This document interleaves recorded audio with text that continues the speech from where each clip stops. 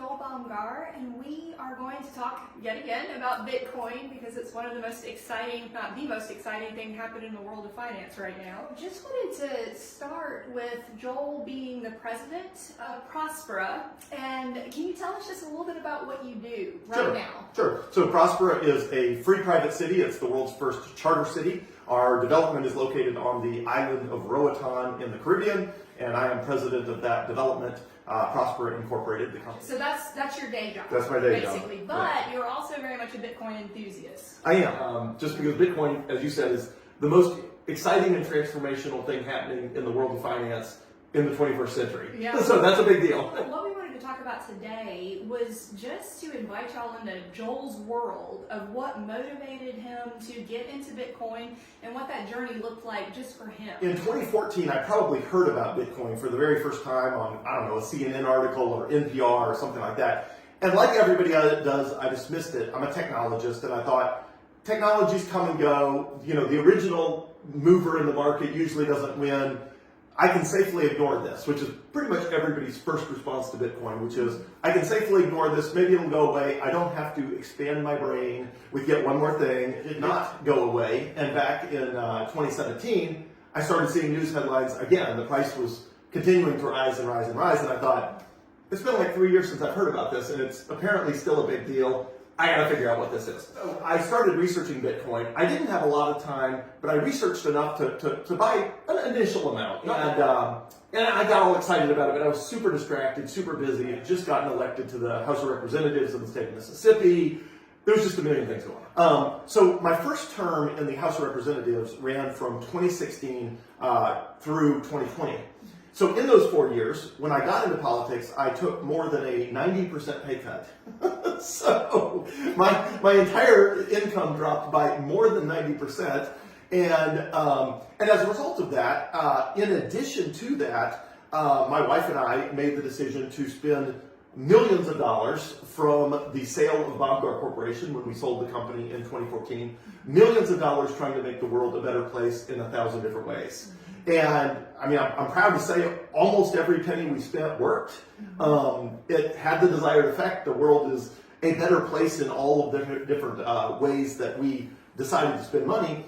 But that meant, at the end of my first term in the House of Representatives, that I had spent 4 years on a 90% pay cut and didn't have millions of dollars I had started with because it had been donated to political campaigns, public policy organizations, advocacy efforts, you name it. If it could positively impact the world and make the world a better place, we spent millions, just millions. So around comes 2021, and I'm looking at my finances and I'm like, there's millions of dollars I don't have anymore. And I've been living on a 90% pay cut for 4 years. And my finances are not where they used to be. So, not that they're in a horrible place or a bad place, but they were absolutely not where they used to be. And I thought, I gotta find a way to rebuild that wealth so I can do it all over again. Without starting Baumgar again. Yes, without, and I, you know, it's hard to start a company. Yeah. I didn't have any brilliant ideas to start another company myself. Or at least the ideas I had were not ones that I was willing to spend the time and energy to try to get off the ground. Because entrepreneurship is amazing, but it's also the level of effort is really sort of epic level. So I thought, okay, I still have enough money to matter.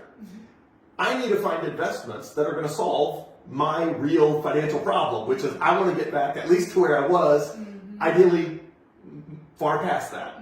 And so I looked at the stock market and I thought, you know, the problem is the stock market does go up over time, but it's basically going up almost as fast as the government's printing money. So it's hard to use the stock market to outperform the government money printing because the government is printing money so fast. And so my assets could go up in the stock market, but they were not going to go up aggressively enough to get back where I wanted to be unless it was decades. And I wanted to sort of restart the process of being able to spend millions of dollars again to make the world a better place sooner than waiting decades. I wanted to do that in my 40s, not in my 70s. So I looked at the stock market, I looked at the real estate market, I looked at bonds, I looked at all sorts of financial instruments. And so I was like, picking individual stocks is extremely risky, which is why anyone will tell you if you're investing in the stock market, don't try to pick individual stocks. Like that is, if you're in the stock market, diversify. And that's good advice. But none of those things was going to get me where I wanted to go. So I'm looking at my retirement fund. I'm looking at my personal bank accounts. I'm looking at stocks, bonds. I'm looking at all this sort of stuff. And I'm like, there is just not a path to get back where I want to be. And is that because mainly of inflation? So it's because inflation is always eating away at whatever the appreciation is. Yeah. Right? And so you need something that fixes inflation and is a solution to inflation. Whereas, people would say, well, you can invest in the stock market and get 4%, 5%, 6% return a year. It's like, yeah, but if inflation's taking 4%, 5%, 6% of your 4%, 5%, 6%, like your actual growth in wealth is not what your stock portfolio looks like. Right. It's that minus inflation for what it actually costs to live. And when you actually calculate that up, you realize it's like, people may say, well, look, my stock portfolio is up 30% in the last 4 years. Inflation's up 30% in the last 4 years, like more than between 30 and 40%. Yeah. So anyone who owns assets that are not up 30 or 40% in the last 4 years is down. And so, again, not that I couldn't outpace that a little bit, but I was not going to outpace that at anywhere close to the pace that would get me where I wanted to go. And so basically, you got into Bitcoin to solve the problem of inflation for you, to build your wealth back up after donating the vast majority of it. So how did that lead you into being the Bitcoin enthusiast and educator that you are now? Good question. So, going back to the story, so I found Bitcoin because nothing else was fit for purpose, right? I mean, it's like you're looking around and you're like, I need to get to work every day. And you're like, there's a plane, there's a car, there's a train, there's a helicopter, there's a motorcycle. And each one has problems. You're like, well, the motorcycle, I get wet. There's no trains and buses on my, that take me to work. You just go through it and you're like, wow, Bitcoin is perfectly fit for purpose. And let me tell you what I mean for that. One, it's very early in the Bitcoin adoption cycle, right? So we could easily see Bitcoin 5x or 10x, which is 500% to 1,000% return over the next 5 or 10 years. You're not going to get that over any other asset that doesn't come with insane risk. And that's because it hasn't been adopted. Because the adoption is so early. Yeah. So the reason, so people think the adoption of Bitcoin is much farther down along than it is because of the number of people who have heard of it. The number of Bitcoin's price is a reflection of not the number of people who have heard of it. It's the number of people who have adopted it as a significant portion of their wealth. Yeah. And as a percentage, that is very small. So something like 95% of Americans own 0 Bitcoin. And then of the remaining 5%, 2 or 3% of that own $50, $100, $200, some very small amount. So you're dealing with only 1 or 2% of the American population who has a significant portion of their wealth in Bitcoin. So what's going to happen as the other 98% of the population wakes up and they either move from $50 to $5,000 or they move from, 0.1% of their net worth to Bitcoin to where I am, 97% of my liquid net worth in Bitcoin. And it's unavoidable that the price just goes way, way, way up because it has to. There's only 21 million Bitcoin. Yeah. It's the best money in the world. It will eventually be adopted by anyone. And when that increasingly unlimited supply, demand runs into an absolute finite supply, the price has to go up until it's been completely adopted worldwide, at which point the value will go up 2% to 3% per year, and that's just human productivity.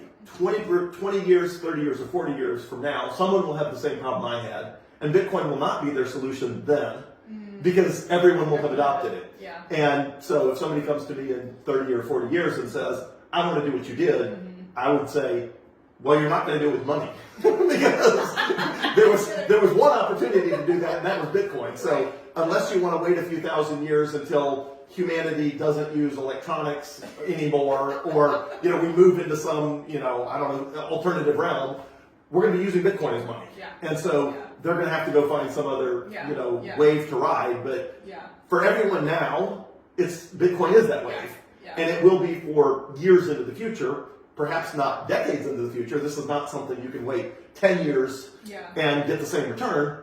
But if you're, if now is a fantastic time, Yeah. the next few years will be a fantastic time to buy Bitcoin. Yeah. Well, so just in case there are naysayers out there, how would you answer the question of, well, are you just doing this education because you want that adoption, or are there other reasons Good question. behind it? Good question. So I am doing it because I have a passion about Bitcoin and a passion about people adopting Bitcoin. So now and then people ask me, they're like, you're just trying to make the price go up by getting people you know to buy it.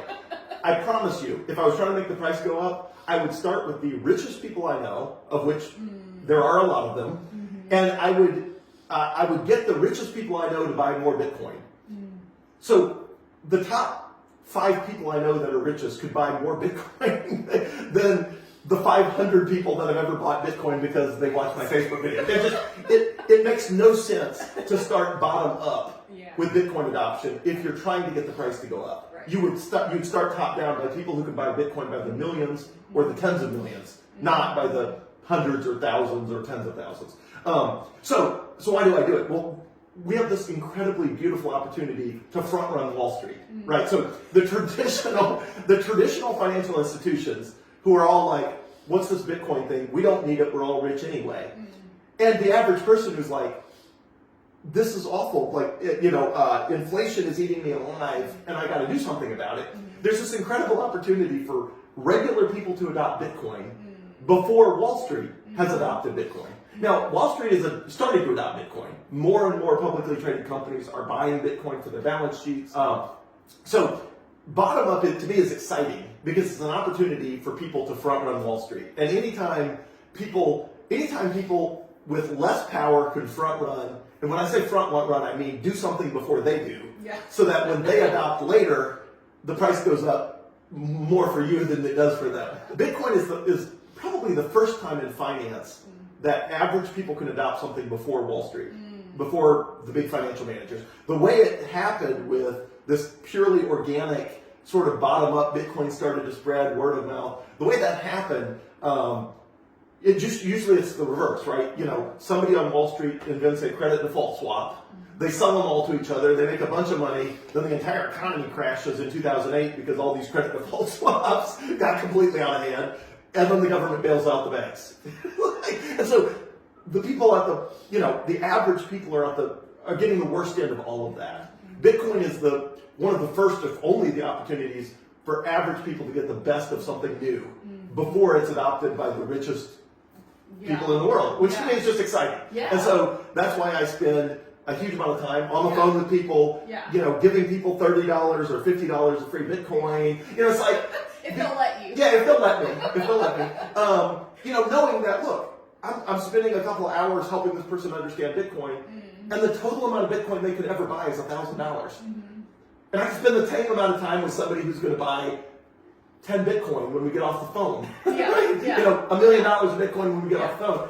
It's a lot more fun. And I figure all of the high net worth people, they'll figure it out eventually. They'll be just fine.